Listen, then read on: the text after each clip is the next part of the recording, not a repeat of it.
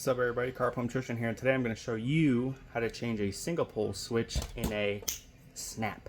Let's do it.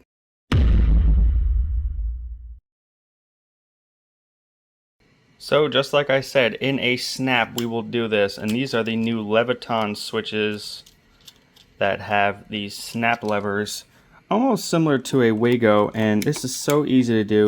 I'm going to do it one-handed. You insert your line and your load into the holes in the back, you snap the lever, and then bow, you are on.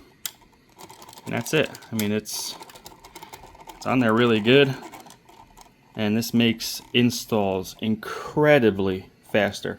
And look, there's no live screws on the side. You have a little snap lock here for your ground. Nothing is in the back that's protruding out. And they actually have these indicator tabs, so if you're putting multiple next to each other, they go right next to each other. So check them out. If you are swapping out your switches, they also make those in receptacles. Check it out and follow me and subscribe for more videos, for more cool stuff like this. See you.